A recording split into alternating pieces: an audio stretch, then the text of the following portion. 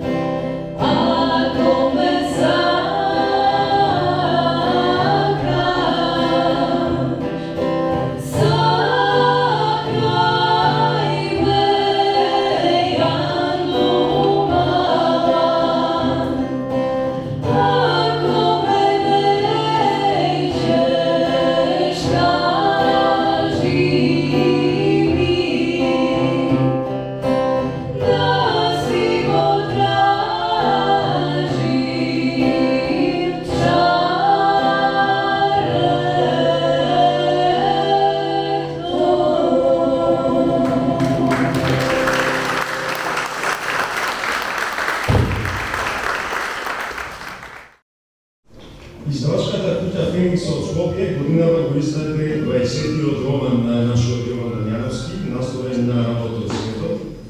Прозата на современиот македонски писател Јован Дамјановски е во постојана потрага по најдлабоките духовни сфери на македонскиот човек. По неговите книжевни дела се препознава имагинацијата на давнешните и сегашните времења, како реална стварност која произлегува од внатрешната состојба на духот на обичниот човек, кој незабележливо минува низ животот и времето.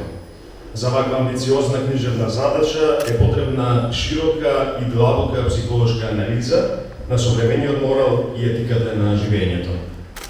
Јован Дамјановски е роден 1946 година во Тетово. Доктор е на науки и пензиониран како универзитетски професор. Член е на Друштвото на писатели на Македонија од 1992 година. Во современата македонска книжевност се вклучи како романсиер и драмски автор. И во најновиот, јубилеен, 20-ти роман на работот Светот, како и во досегашните 19 романи, 2 книги со раскази и новели, како и драмите, од кои 7 се играни на сцена, не завршуваат одговорите на безброј прашања и дефиниции за животот. Тој не се обидува да дава одговор за смислата на животот, освен што остава за неговите аналитичари, а особено на читателите сами да дојдат до заклучок дека смислата е во самото барање на смислата, зашто секоја размисла завршува само со ново барање на смислата. Продолжуваме понатаму со инсерти, односно извадоци од романот. Во современиот живот се повеќе се среќаваат депримирани луѓе, особено меѓу постарите. Заплашени од крајот на животот, тие почесто се загревуваат во понорите на свеста. под работ на светот, се среќаваат длабочините каде дното има дно, а душата се патува во бесконечноста. Со годините попушта и паметењето. Друштвото во Бичето Чопанче се обидуваше да се потсети на сето тоа што се случувало во минатото, како тренинг на меморијата, и тоа со нагласена перцепција дека минатото е сепак помалку важно од иднината. Сеќавањата се комбинираат со спомени кои се гранираат со малку фантазија која се позајмува од соништата. После повторниот настап на шармантните девојки на Шербет продолжуваме со програмата.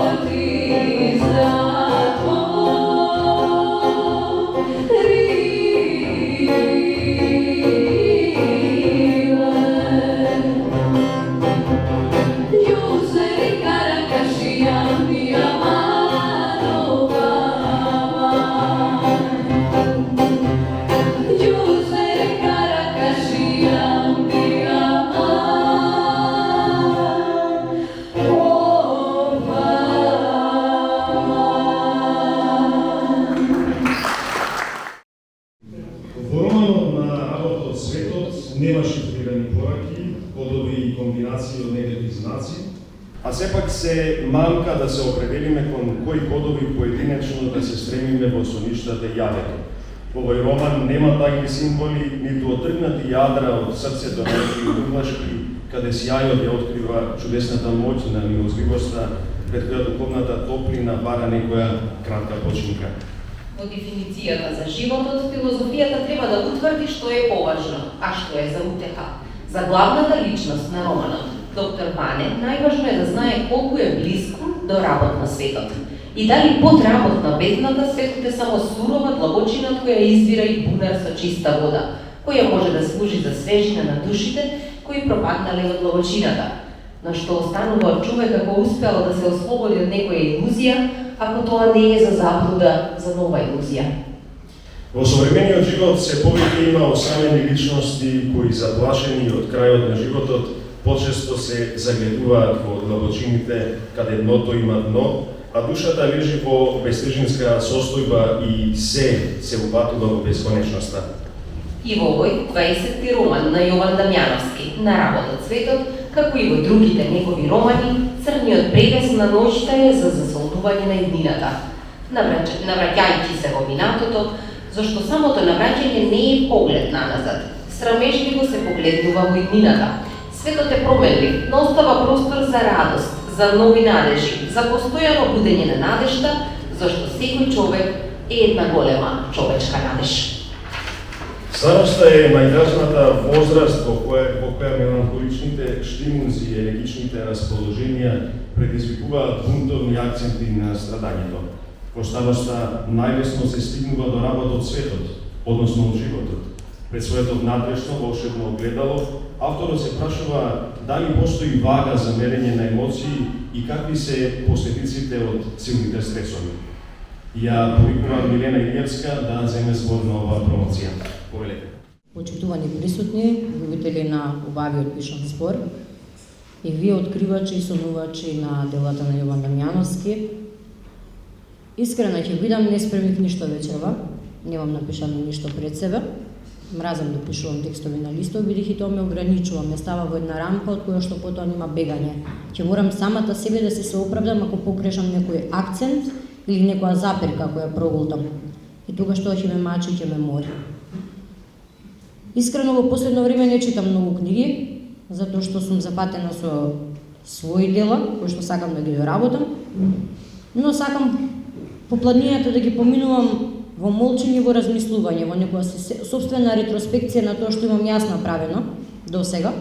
И така во едно попладне, додека се шетав на кај Бањиче, ми звони телефонот и ми се јавува внуката на нашиот Јован Дамјановски, моја драга пријателка Теја, и ми вика: "Дедо ми те бара." Викам: "Кој дедо?" "Дедо ми вика Јован те бара." "Може вика да му дадам број да ти се јави?" Викам: "Може." И ми се јавува Јован Дамјановски, или јас си го викам Чичко Јован. Си направивме 2 реда муабет и ми вика дали може утре да се сретнеме во Чоканче. И веќе ми текне.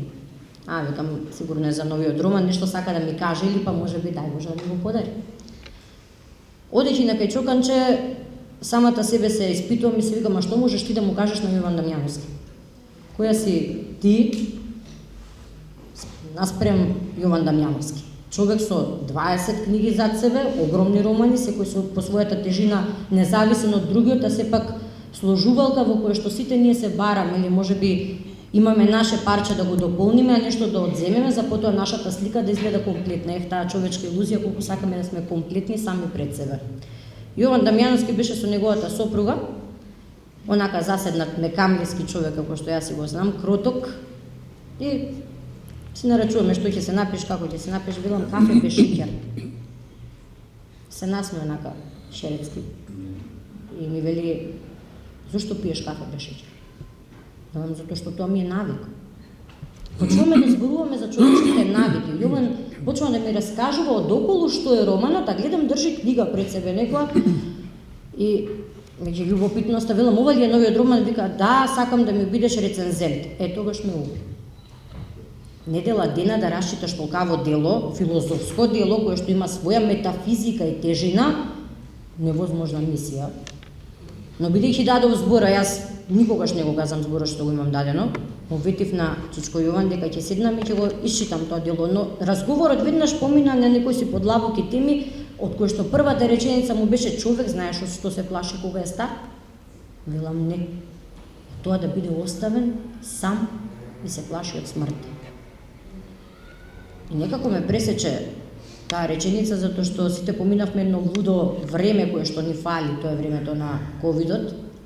Сите тогаш се плашевме потајно од тој раб на светот. Секој дојде до работ на светот, да си бидеме искрени. Многу е убаво човек, сам пред себе да биде искрен. Кога дојдов дома, ја земав книгата в раце, си велам: "Ајде сега ќе почнам да ја читам." Ја отворам првата страница и ме погодува првата реченица: "Животот е сонувалка." Ја затворив.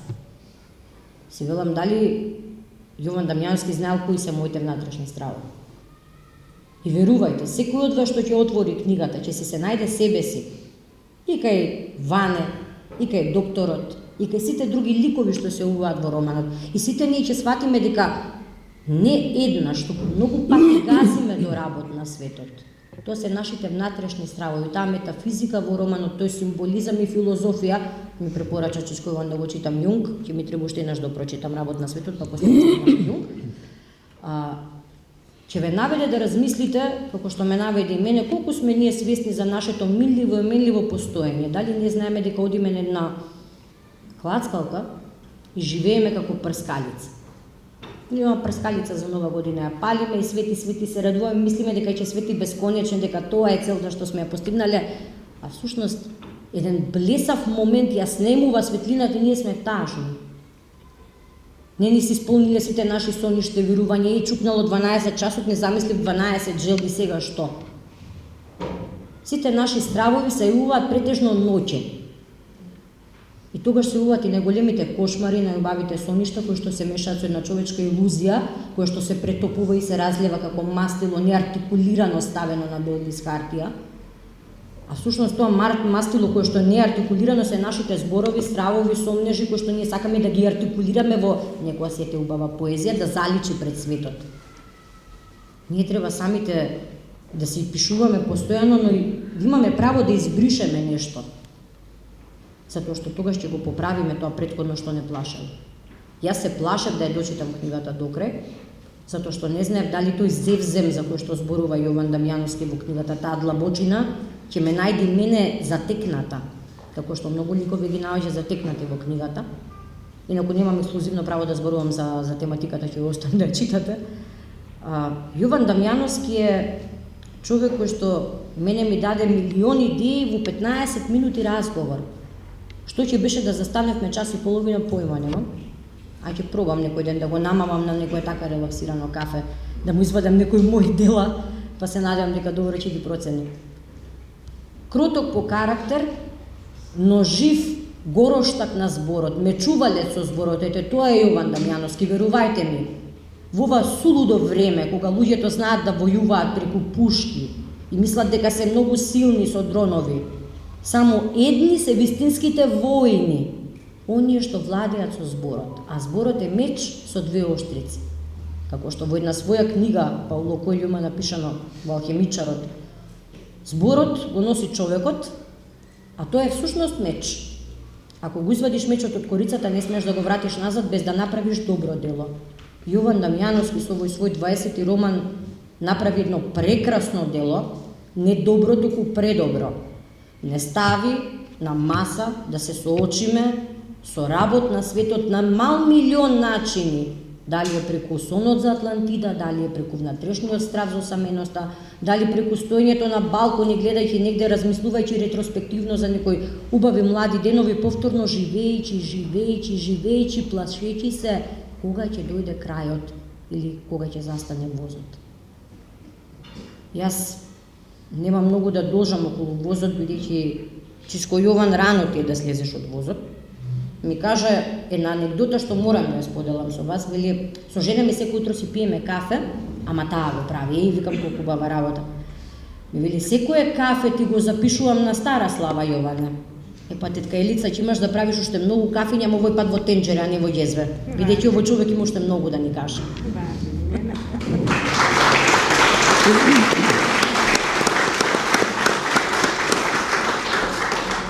Оваа година ќе завршам со ова. Оваа година за мене е навистина прекрасна година во врска со уметноста. Конечно ми се оствари желбата да се појавам кај сите тројца, за мене светото тројство на уметноста. Постојано сум дел од женскиот младински хор Менада, тука ми е маестро Ивица Зоричко што цел живот ми дава поддршка за уметност и за сето тоа што го прави, сите мои луѓе и идеи што ги планирам. Благодарам маестро, ќе се договориме за уште нешто ми истекна сега во моментот. Чичко Павле Кузмановски ме покани да отворам неговата изложба, јас врска немам од уметност, значи успеав и тоа да го направам. И замислете, вечерва сум рецензент на најновиот роман на Јован Дамјановски. На мене ми е буквално најсреќна година. И ќе завршам со една моја омилена мисла од еден многу голем филм, Гладиатор од Ридли Скот, која што вели, и ова ми е мој животно мото: оно што го правиме за време на сегашност ќе одекнува во вечност. А овој човек ќе резонира цели еони. Да се ми жив и здравчичко, ево што е многу одливо.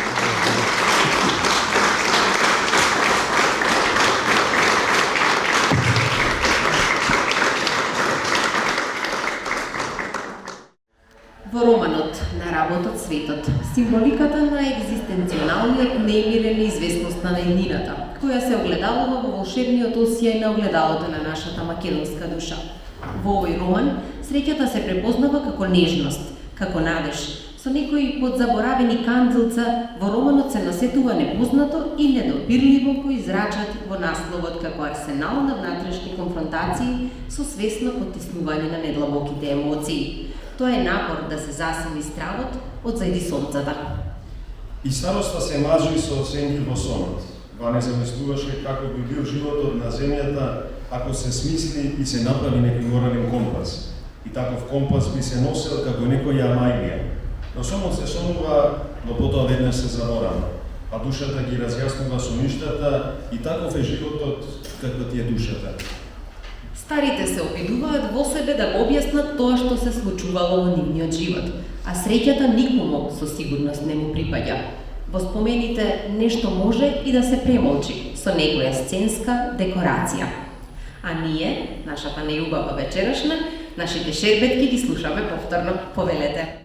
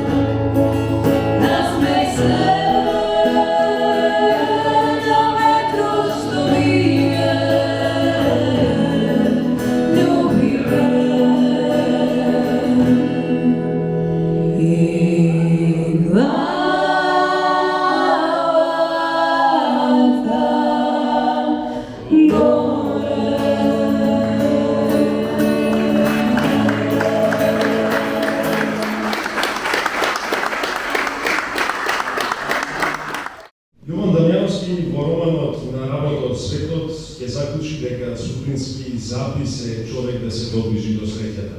Тука е желбата за некое ново време. Го повикувам професор доктор Христо Петревски да земе зборот. Повелете, професор. Добро вечер на сите. Осебно ми е драго кога доаѓам во Тетово, бидејќи оваа сала, вторката дипломирана книга, секогаш исполнета до крај. Тоа што значи?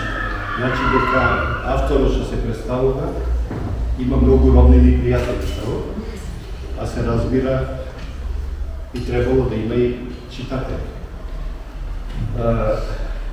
Има многу работи што човек посакува да ви ги каже, ама поради горештината не знам дали треба да се впуштам во некои нешто што додека седе помислам да ви ги кажам.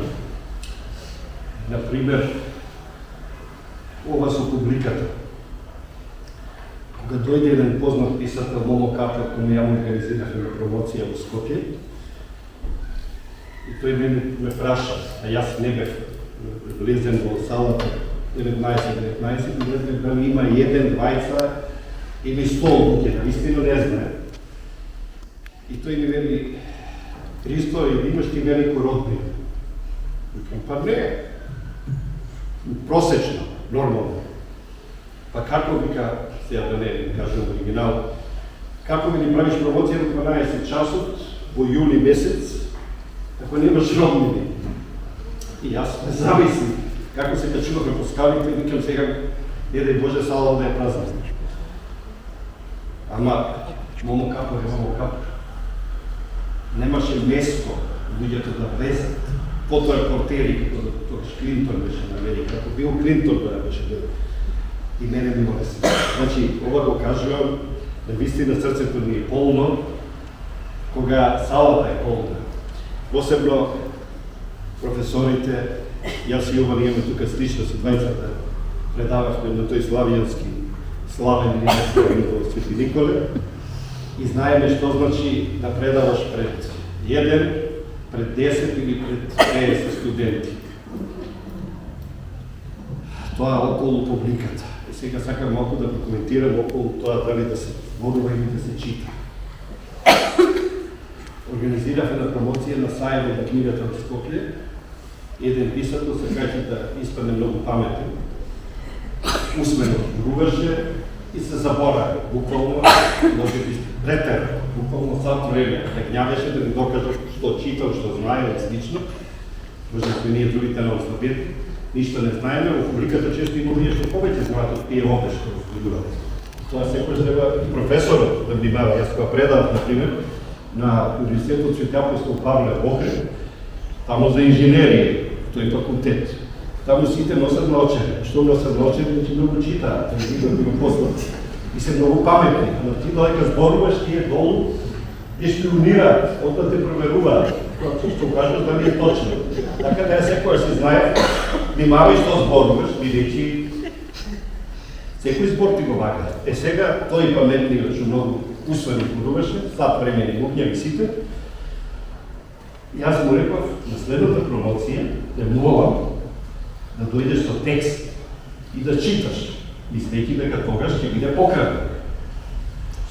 Човекот правил дојде со текст, ама како правиш?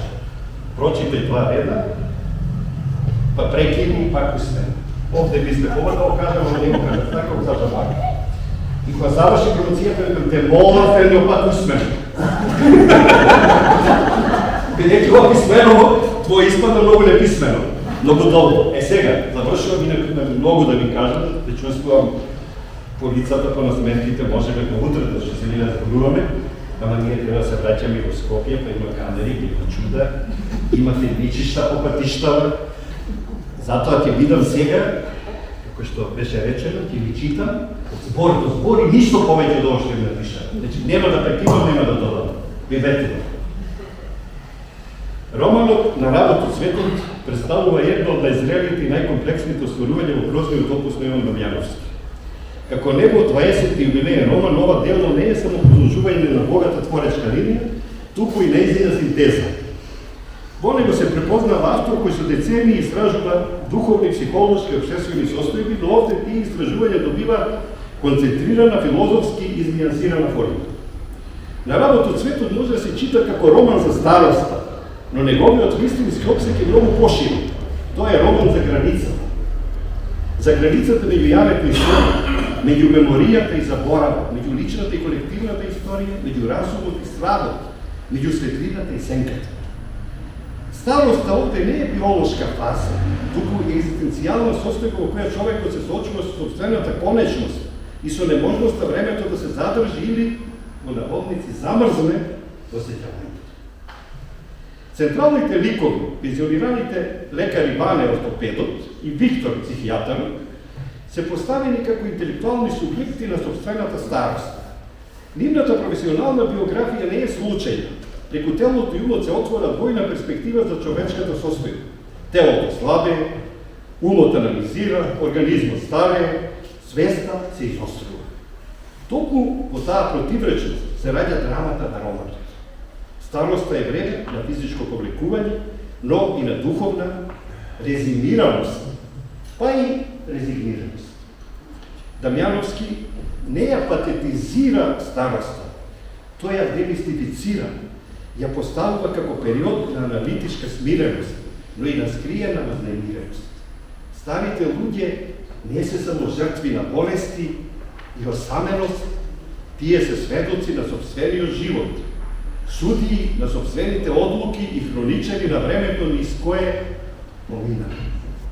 Во нивните разговори во кафеанчето Чоканче се отвораат теми што го надминуваат приватното, религијата, моралот, медицината, технифицираното време, вештачката интелигенција, смртта.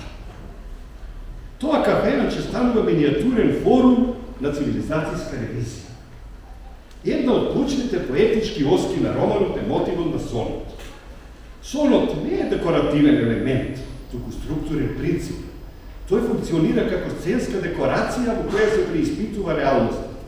Во сонот се разградуваат фактите, но се откриваат искрените вистини. Јавето е исполнето со илузии на модерниот свет, додека сонот е простор каде се појавуваат траумите, стравовите и сетите.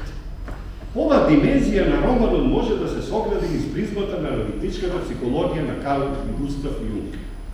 Колективното несвесно, архетипските сенки, стравото на спаѓањето на идентитетот, сите овие категории се имплицитно впишани, односно запишани и опишани во наративната ткаенина. Сенката постои само во однос на светлината, стравот постои само во однос на свеста. Во таа диалектика романот гради собствена онтологија. Реалноста истовремено фактичка и психичка конструкција.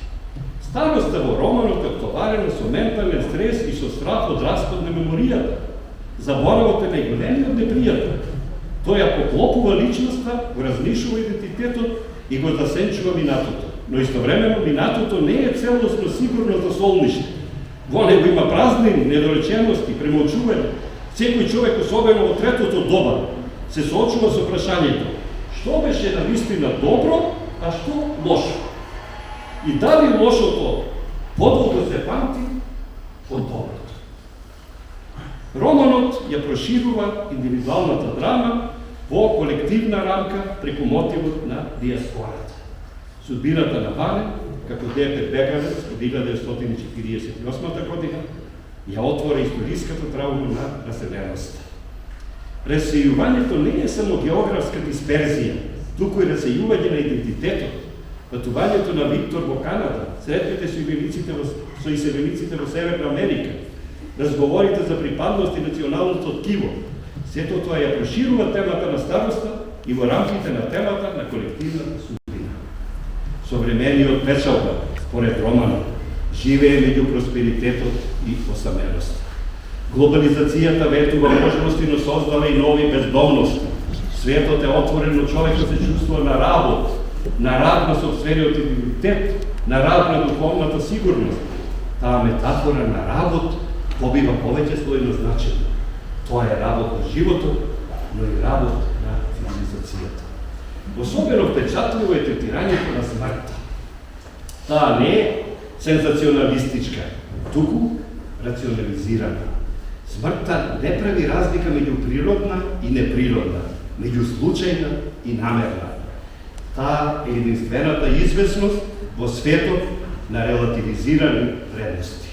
Старите луѓе живеат со постојана свест за нејзиното присуство, не само како хистеричен страх, туку и како тивка сенка што ги следи нивните расположенија, појави и состојби. Во таа смисла, романот се доближува до екзистенцијалистичката мисла. Човекот е фрлен во светот, но одговорноста за смисла да останува негова. Ниту филозофијата, ниту религијата, ниту науката не нудат конечни одговори. Одговорите се фрагментарни, како и привидот и собишта. Пријателството меѓу Ваня и Виктор представува последна линија на одбрана до саменоста. Во староста нема време за ново оформување на личноста. Човекот веќе е оформен. Но има време за поделување, за дијалог, за заедничко толкување на животот. Пријателството станува етичка категорија, возвишен чин на човекување, поетички на работот светот, е синтеза на реалистичка традиција и современа рефлексивност. Дамјановски не прибегнува кон фрагментарна експерименталност, туку гради постепено психолошко продолбочување. Неговиот стил е изнијансиран, со филозофски дигресии што не нарушуваат наративната кохерентност. Во текстот постои постојана потрага и потврда на сопствениот автентичен прозен исказ и израз. Овој роман не нуди шематски, туку суштински размисли, искуства и порака. Тој не само што е наметнал истината, туку и ја проблематизира. Читателот е повикан да препознае докаде е сонот, докаде е вистината, а каде започнува фантазијата. Во таа отвореност се состои неговата уметничка посветеност, заокруженост и зрелост. Во крајна линија на работот светот може да се чита како антрополошка студија на староста и како онтолошка анализа на сонот. Тој ја поставува староста како концентрирана точка на животната мудрост и страв, како последен простор каде човекот е проверува собствената смисла пред да зачекори преку работ. Со овој роман Јован Дамјановски создава дело со значајна нараторска и уметничка вредност. Тоа е текст што не нуди утешни илузии, туку со очување со меморијата, со сенката, со неизбежноста на смртта и со парадоксот дека вистината постои и тогаш кога е раскриена. Оттука на работот светот останува значајно вредност остварување во современата македонска проза, како сведоштво дека староста не е маргина на животот, туку негов најконцентриран и најдлабок облик. Светот го освојува една длабока хипокризија. Мирисите на духовните контейнери имаат една шифрирана порака како човек да остане човек во вистинскиот смисла на зборот. Ако човекот се ослободи од некоја илузија, веднаш потоа ќе се најде во друга илузија. Во илузиите човек ја препознава и последната станица од возот што се вика живот, со што завршува во својот роман писателот Јован Дамјановски. Го повикувам во оваа прилика писателот, професор доктор Јован Дамјановски, да се обрати пред присутните.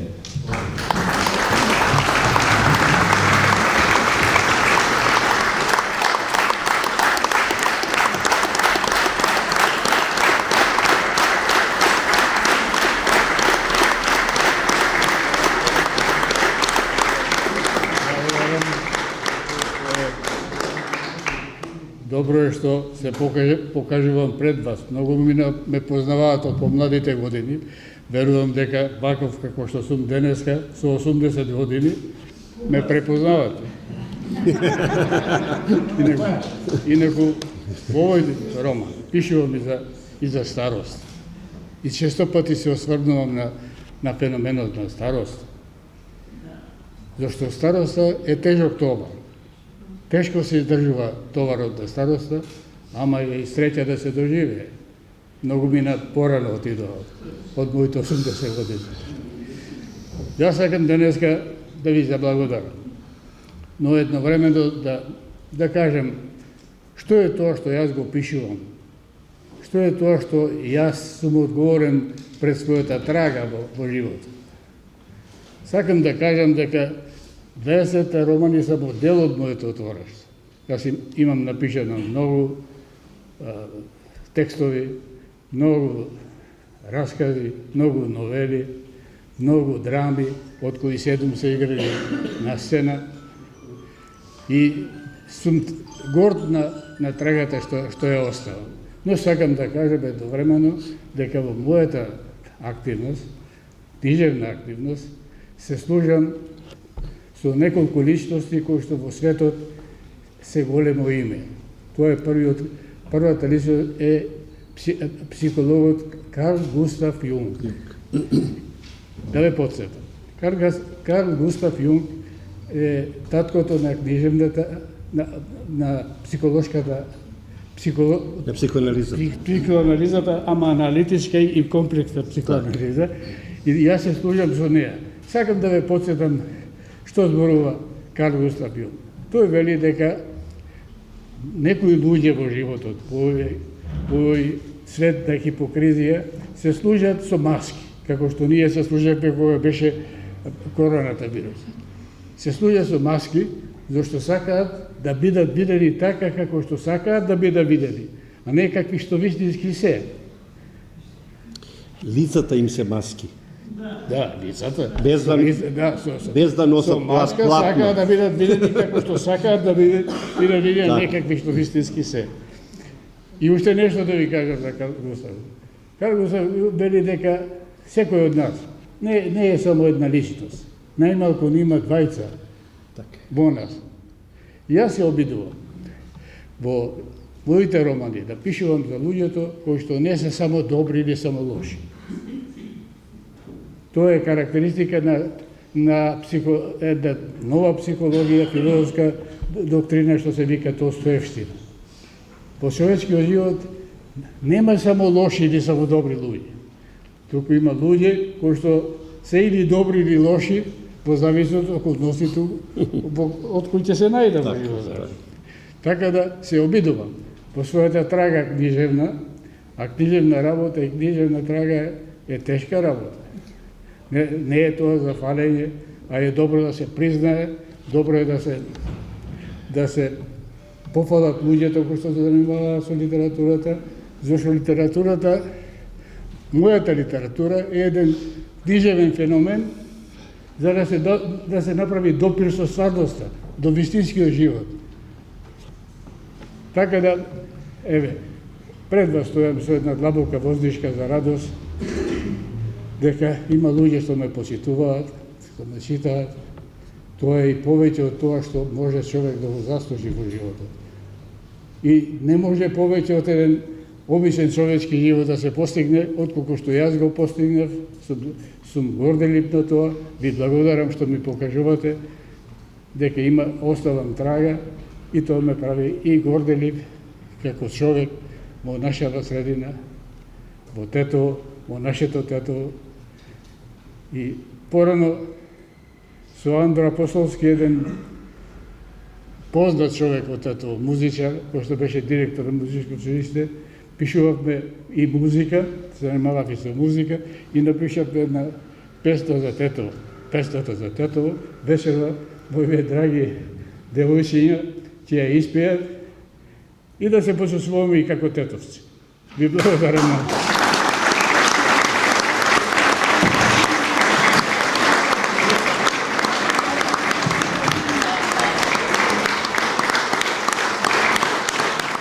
Ви благодариме за посетата, почитувани. Тоа е се за денешната средба. И како што кажа и самиот професор Јован Дамјановски, нашиот почитуван, ја завршуваме оваа вечер со шербет и со песната што токму тој и Андро Апостолски пред 50 години ја напишаа за Тетово. Повелете.